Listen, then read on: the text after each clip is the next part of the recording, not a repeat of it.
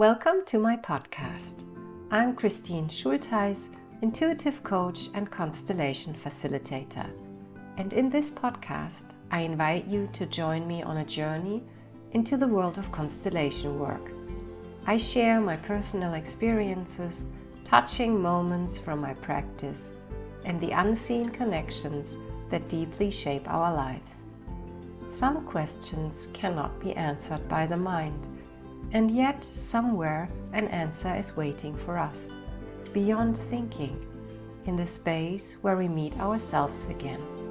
That's exactly where this podcast will take you, step by step, story by story. I'm glad you're here. The foundations of constellation work. Welcome to episode 2. Today I'd like to tell you a little bit more about the foundations of constellation work, and I want to share a story that shows what a constellation can reveal when the mind no longer finds answers. You see, we are all part of systems. There's the sports club we belong to, the company we work for, or the school our children attend. In each of these systems, there are relationships, certain orders and roles. But the system that shapes us the most deeply is our family system. And just like any other system, there is an inner order. And every member, whether living or deceased, has a right to belong. This right to belonging is not negotiable. When someone is excluded or takes on the responsibility that isn't truly theirs, the system falls out of balance. And then, quite often without realizing it, other members try to restore that balance. It happens out of deep, often childlike love and loyalty. We take on feelings, fates, or burdens from others, sometimes for generations, even when we don't know we're doing it. In constellation language, we call this an entanglement. And our family system doesn't just include the people we know or grew up with, it also includes our ancestors, sometimes long forgotten, even those who were never spoken about. To make this a little more tangible, let me share a story. A story that shows how deeply we can be connected to someone within our family without even knowing. A mother came to see me in my practice. From the first moment I could feel her despair. She said her 10-year-old son had suddenly started stealing, again and again. At first it was just a few coins from her purse, then larger amounts, until finally several €100 were missing. He'd been even banned from the local supermarket for stealing sweets. And she said, "I just don't understand it. I give him enough pocket money, and he's such a loving boy, always so empathetic, so sensitive. I really don't understand why." As she spoke, I could feel her pain and helplessness, and that quiet shame many parents feel when their child does something they simply cannot make sense of. She told me about her patchwork family.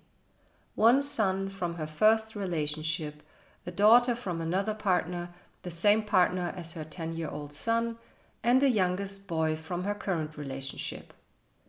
But about the father of her daughter and the 10-year-old, no one ever spoke. It was as if he did not exist. In the constellation, this became very clear. The boy was unconsciously trying to draw attention to his excluded father. He was carrying something for him, out of deep love, out of loyalty, without knowing why. During the session, the mother told me that the boy's father had been in prison several times for robbery, for stealing. Her son didn't know about that. But somewhere deep inside, he he sensed that someone important was missing, someone who no longer had a place. And so, in his own way, out of loyalty, he tried to make the invisible visible by doing the same thing as his father. Through stealing, it was as if he was saying, "Look, someone's missing. And without him, I wouldn't even be here. He belongs too." When the father was given his rightful place in the constellation, when he was seen and acknowledged, especially by the boy's mother, the energy in the room shifted. It became quiet, peaceful, and the boy, in his inner movement, could finally let go of the stealing. He didn't need to draw attention to his father anymore, not in that way. Maybe now you are wondering how a constellation actually works. Well, there are many ways to do one. In my practice, I work with colored floor anchors. These are paper sheets placed on the floor. Each one represents a specific person or an element.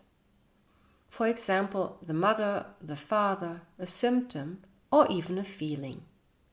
You can also use figurines, like on a chessboard, or real representatives, which means real people who stand for others in the system. And what's so fascinating is this. As soon as someone steps onto one of those anchors or into a role, they begin to sense feelings and impulses that belong to the person they represent, even though they've never met them. Suddenly, someone feels pressure on their chest, a wave of sadness, anger, or the urge to take distance, exactly as it exists in the real family system. This is something the mind can hardly explain, and yet it happens again and again. And honestly, I still find it awe-inspiring every single time, how clear, how deep these sensations are. As the constellation unfolds, a process of change begins. We use what we call sentences of resolution or healing sentences, simple, powerful phrases that bring the system back into movement, back into balance. Sometimes it might be something like, "I see your fate and I leave it with you." Or, "You are the big one, I am the small one, I'll stop trying to rescue now." Or even, "I give the responsibility back to where it belongs." These sentences open something inside.